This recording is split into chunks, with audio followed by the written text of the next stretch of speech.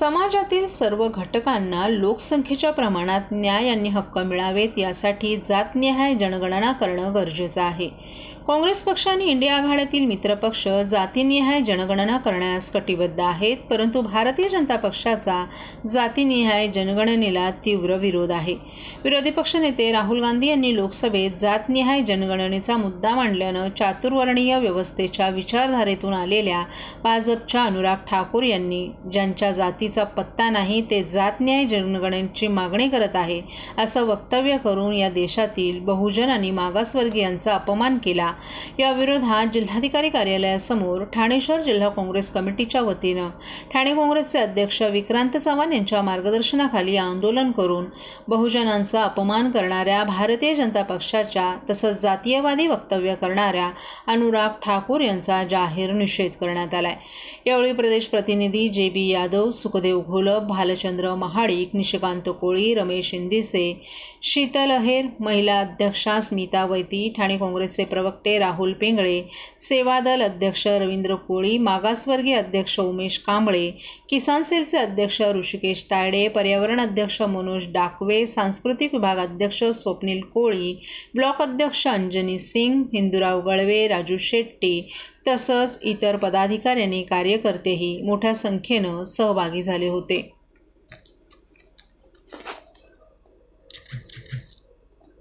काँग्रेस पक्षाने जातनिहाय जनगणनेचा मुद्दा हा सातत्याने लावून धरलेला होता, परंतु राहुल गांधी यांची जात काढून कुठेतरी SC ST OBCंचा अपमान करण्याचं काम कारस्थान भारतीय जनता पक्षाने आणि अनुराग ठाकूर यांनी त्या ठिकाणी केलेला आहे। खरं तर त्यांच्या अशा या वक्तव्याचा देशाच्या सर्वोच्च पदावर बसलेल्या पंतप्रधान बसलेल्या व्यक्तींनी कुठेतरी निषेध करायला पाहिजे होता, परंतु त्यांचं ते वक्तव्य सुद्धा नरेंद्र मोदी यांनी ट्विट करत त्याला कुठेतरी त्या ठिकाणी त्यांनी समर्थन देण्याचं काम केलेलं आहे।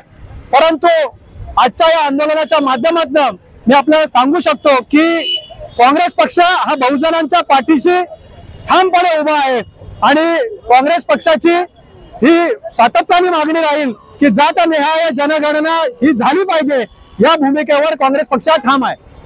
देशभरात आक्रमक काँग्रेस कार्यकर्ते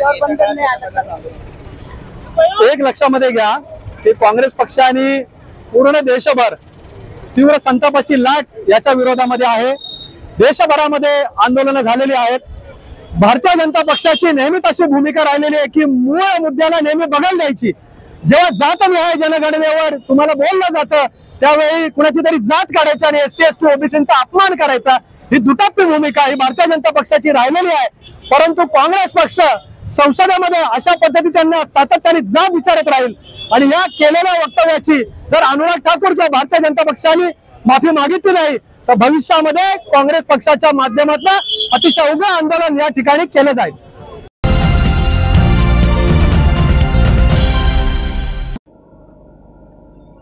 छत्रपती संभाजीराजे यांच्याबद्दल अनुद्गार काढल्याच्या कथित रागातून ठाण्यातील शरद पवार गटाचे आमदार जितेंद्र आव्हाड यांच्या वाहनावर मुंबईत झालेल्या हल्ल्याच्या निषेधार्थ ठाण्यातील विवियाना मॉल समोरील रस्त्यावर आणि मुंब्रा भागात राष्ट्रवादीच्या कार्यकर्त्यांनी रास्ता रोको करून निषेध व्यक्त केलाय।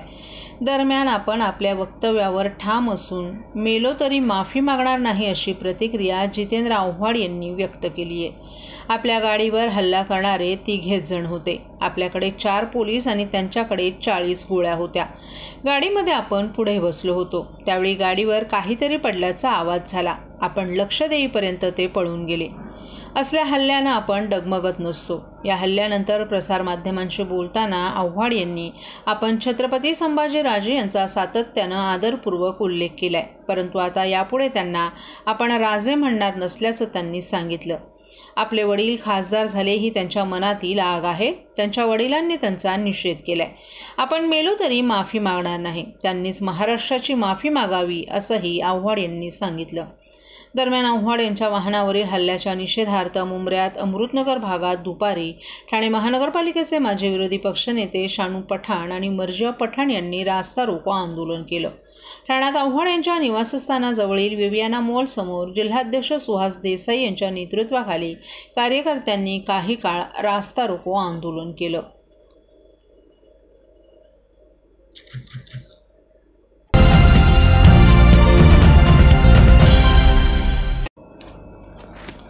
उद्धव ठाकरे गटाचे नेते राजन विचारे यांनी केलेल्या याचिकेवर उच्च न्यायालयानं काल शिंदे गटाचे नेते आणि ठाण्याचे खासदार नरेश मस्के यांनी ठाणे मतदारसंघातून निवडणूक लढवणाऱ्या 22 उमेदवारांना समन्स बजावले.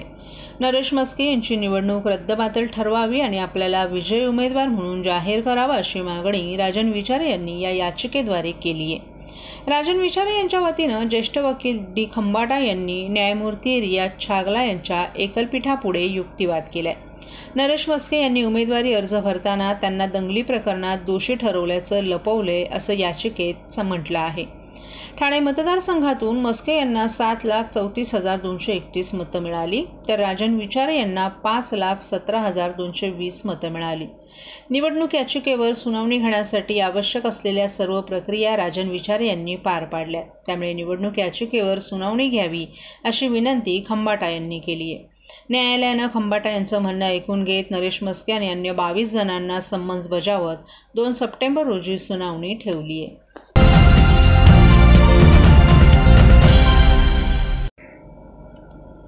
घोडबंदर रोडवरील Patlipada ब्रिजजवळ 26 ton Asian paint colour घेऊन जाणारा ट्रक उलटल्याची घटना आज सकाळी 9 वाजण्याच्या सुमारास घडली.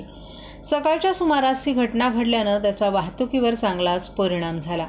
सुदैवाने या घटनेत कोणतीही जीवितहानी झाली नसली तरी तो ट्रक रस्त्याच्या एका बाजूला केल्यानंतर हा रस्ता वाहतुकीसाठी मोकळा केल्याची माहिती ठाणे वाहतूक शाखेनं दिली आहे. एशियन पेंट कलरचा ट्रक घेऊन चालक निलेश मस्के हे खंडाळ्यावरून बडोद्याला निघाले होते. घोडबंदर रोडच्या पातलीपाडा ब्रिजजवळ आल्यावर हा ट्रक उलटला. ही घटना आज सकाळी 9 वाजण्याच्या सुमारास समोर आली आहे. या अपघाताची माहिती मिळताच घटनास्थळी वाहतूक पोलीस, आपत्ती व्यवस्थापन कक्षाचे कर्मचारी आणि अग्निशमन दलाचे जवान यांनी धाव घेतली. तातडीनं आपत्ती व्यवस्थापन कक्षाचे कर्मचारी, वाहतूक पोलीस कर्मचारी आणि अग्निशमन दलाचे जवान यांच्या मार्फत 2 हायड्रा मशीनच्या मदतीनं रोडवर पलटी झालेला ट्रक रोडच्या एका बाजूला करण्यात आला. दरम्यान घोडबंदरकडे जाणाऱ्या रोडवर हा अपघात झाल्यामुळे पातलीपाडा ब्रिजच्या खालून जाणारा रोड वाहतुकीसाठी बंद करण्यात आला होता, तर पातलीपाडा ब्रिजवरून घोडबंदरच्या दिशेनं जाणारी वाहतूक धीम्या गतीनं सुरू होती. सुदैवाने या घटनेत कोणालाही दुखापत झाली नसल्याची माहिती आपत्ती व्यवस्थापन अधिकाऱ्यांनी दिली आहे.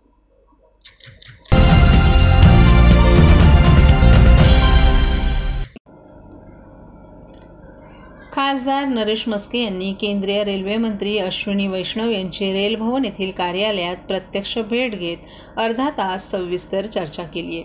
ठाणे लोकसभा मतदारसंघातील ठाणे, नवी मुंबई आणि मीरा भाईंदर या प्रमुख रेल्वे स्थानकांमधील विविध प्रश्न, मूलभूत सुविधा आणि नवीन लांबपल्ल्यांच्या गाड्या सोडणं याबाबत खासदार नरेश मस्के यांनी केंद्रीय रेल्वे मंत्री अश्विनी वैष्णव यांचं लक्ष वेधलंय. कोकण रेल्वे मार्गावर प्रामुख्यानं ठाणे ते रत्नागिरी, सावंतवाडी, गोवा, मंगळूर आणि केरळ दरम्यान प्रवास करणाऱ्या प्रवाशांना येणाऱ्या अडचणी खासदार नरेश मस्के यांनी केंद्रीय रेल्वे मंत्री अश्विनी वैष्णव यांच्या समोर मांडल्या.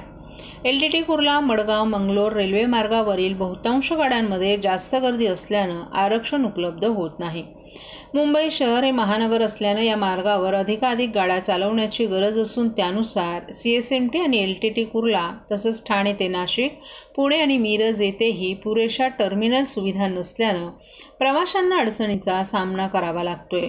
तरी ठाणे मडगाव 2 रोजच्या गाड्या, ठाणे सावंतवाडी 2, ठाणे मंगलोर 1, ठाणे कोची त्रिवेंद्रम 2, ठाणे नाशिक 2, ठाणे मिरज 1 आणि ठाणे पुणे दररोज 2 गाड्या सोडाव्यात. तसंच ठाणे बोरिवली मार्गावर EMU गाडी सुरू करावी अशी मागणी खासदार नरेश मस्के यांनी केंद्रीय रेल्वे मंत्री अश्विनी वैष्णव यांच्याकडे केली आहे. ठाणे लोकसभा मतदारसंघात येणाऱ्या ठाणे, नवी मुंबई आणि मीरा भाईंदर या प्रमुख रेल्वे स्थानकांमधून लाखो प्रवासी दररोज प्रवास करतात. येथून रेल्वे प्रशासनाला चांगला महसूल मिळतो. स्थानकाचं रेल्वेनं वेळोवेळी सर्वेक्षण केलं पाहिजे, जेणेकरून त्या स्थानकांवर मूलभूत सुविधांची कमतरता कळू शकेल. जसे की प्रत्येक रेल्वे स्थानकावर पुरेशा प्रमाणात पुरुषांची स्वच्छतागृह आणि महिलांची स्वच्छतागृह असावीत. स्वच्छता लक्षात घेऊन प्रत्येक प्लॅटफॉर्मवर डस्टबिनही असावेत. शुद्ध पिण्याच्या पाण्याची व्यवस्था, पुरुष आणि महिलांसाठी स्वतंत्र प्रतीक्षा कक्ष, फूट ओव्हर ब्रिज किंवा भुयारी मार्ग आणि एस्केलेटर अशा सुविधा असणं हे महत्त्वाचं आहे. भविष्यात प्रवाशांची वाढती संख्या लक्षात घेऊन आपल्या मागण्यांचा गांभीर्यानं विचार करून त्या दिशेनं अर्थपूर्ण पावलं उचलावीत अशी या चर्चेदरम्यान खासदार नरेश म्हस्के यांनी आशा व्यक्त केली आहे.